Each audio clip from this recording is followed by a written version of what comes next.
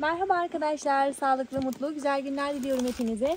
Bugün budama yapacağız arkadaşlar. Hafta sonunu budama yaparak değerlendirelim dedik bu hafta. Şimdi budama yaparken nelere dikkat etmeniz gerekiyor? Öncelikle ondan kısaca bahsetmek istiyorum. Bakın bu şekilde gözler uyanmadan budamayı yapmanız gerekiyor. Daha gözler uyanmaya başlamamış. Sonbahar ayından ilkbahar aylarına kadar budama yapabilirsiniz. Ama tabii ki bu iklime göre, sıcaklığa göre değişiklik gösterebilir. Mesela iklim uygun olursa ilkbahar aylarına kadar gözler zaten uyanmaya başlamıyor. O zamana kadar yapabilirsiniz ama özellikle Akdeniz ikliminde biraz daha erken süreçte yapmanız gerekiyor. Çünkü artık gözler yavaş yavaş uyanmaya başlıyor. Şimdi budama yaparken nelere dikkat edeceğiz? Özellikle dallara bakacağız arkadaşlar. Dalların üst üste binmemesi gerekiyor. Mesela şöyle üstte bir dal var, altta da bir dal var. O yüzden alttaki dalları keseceğiz. Ağacı böyle ferahlatacağız ki güneş alacak ağaç.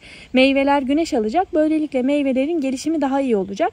Meyveleriniz hem böylelikle daha iri olur, büyük büyük olur. Böyle küçük küçük minik minik kalmaz o bu şekilde. Bir de şunu söyleyeceğim. Şimdi budama ağaçtan ağaca tabii biraz farklılık gösterse de genel itibariyle aynıdır. Şimdi bu budayacağımız ağaç nektari ağacı bizim. Genel olarak sonbahar ayından ilkbahar aylarına kadar diğer birçok meyveyi de budama yapabilirsiniz. Elma olsun, armut olsun, işte üzüm, incir, bütün bu tür meyvelerin hepsini de budama yapmanız gerekiyor. Budama yaparsanız bitkinin gelişimi daha iyi olur. Ağacınız daha iyi gelişir. Meyveniz daha iri olur. Daha güzel meyve verir. Ayrıca budama ağacı da gençleştiriyor arkadaşlar. Gençleştirdiği için ne kadar çok budama yaparsanız ağacınızın ömrü daha uzar. Normalde meyveler bu tür nektari olsun, şeftali olsun bunların ömrü kısa meyvelerdir. Ama budama yapar, bakımını iyi yaparsanız, ilaçlamayı da özellikle dikkat ederseniz meyveleriniz daha iyi gelişir ve ağacın ömrü daha uzun olur. Budama işlemini bitirdikten sonra da bordo bulamaç yapacağız arkadaşlar. O da meyvenin, ağacın sağlığını koruyor. Yani ağacı zararlı böceklerin ağaca zarar vermemesini sağlıyor. Onu da bir sonraki videomda yine sizlerle paylaşacağım. Şimdi budama yaparken dediğim gibi şu alt dal mesela üst üste geldiği için iki dal. Hemen şu alttakini keseceğiz. Bu şekilde mesela alttaki dalı kestik. Yine aynı zamanda bakın şöyle arada da çok fazla dal var. Bunlara bitkinin hepsine dalları geliştirmeye gücü yetmeyeceği için meyve verirse bile çok küçük olur. O yüzden özellikle bu aradaki dalları keseceğiz. Çok fazla dal bırakmıyoruz burada. Şöyle bakın şuradan yine bu şekilde dalların çoğunu kesiyoruz. Ayrıca bakın mesela şöyle dallar çok uzamış diyelim. Bu şekilde çok uzun dalların üzerinde gözler çok oluyor. Bunların her birinin meyve tuttuğunu düşünürseniz ağacın dalı meyvenin ağırlığından dolayı kırılacağı için bu meyve sayısını azaltacağız. Mesela ağacı şuradan keseceğiz. Bunun üzerinde 2-3 tane meyve, 2-3 tane göz kalacak şekilde bırakacağız.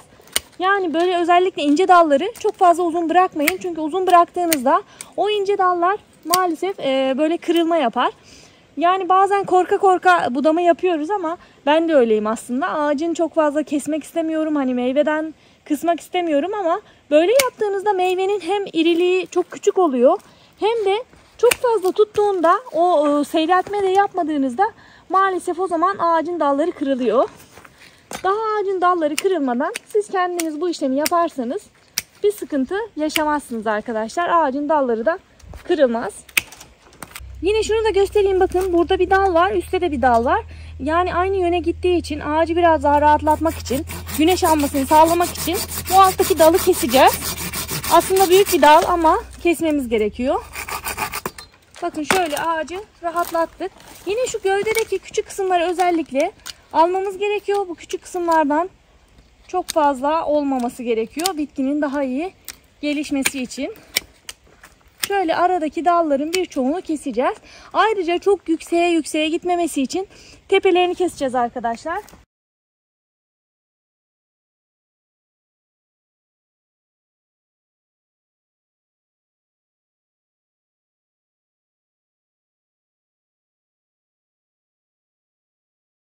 Budama işlemini bu şekilde tamamladım arkadaşlar. Gördüğünüz gibi bakın. Özellikle orta kısımda çok fazla ağaç bırakmıyoruz. Dal bırakmıyoruz orta kısımdan.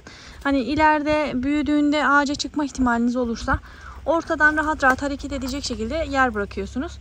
Şöyle çekeyim bakın. Uçlarını kestim. Çok fazla yükseğe bırakmadım. Tabii ben biraz yine kıyamadım ama genel olarak başkasını hani işçi falan tutarsanız onlar özellikle iyi kıyıyor. Güzelce kesiyorlar. Bu Bu şekilde evin manzarasını da paylaşmak istiyorum sizlerle. Bakın gün batımında budama yapıyoruz. Şahane bir hava var. Ocak aylarında olmamıza rağmen çok güzel hava. Gördüğünüz gibi manzara harika. Güneş çok güzeldi bugün. Bu günü de değerlendirdik. Özellikle bahçede budama işlemlerini yaptık. Artık ağaçlar yavaş yavaş, bizim tomurcuklar çıkmaya başladı. Bitkiler uyanmaya başladı. O yüzden daha fazla geciktirmeden budamayı tamamlamamız gerekiyordu. Yavaş yavaş işlerimizi böyle halletmeye çalışıyoruz. Bu kısacık günü de sizlerle paylaşmak istedim. Özellikle budama yapmayı düşünürseniz belki size de bir fayda sağlamış olur. Beril'in Hünerleri YouTube kanalında başka bir videoda görüşmek üzere. Sağlıcakla kalın arkadaşlar.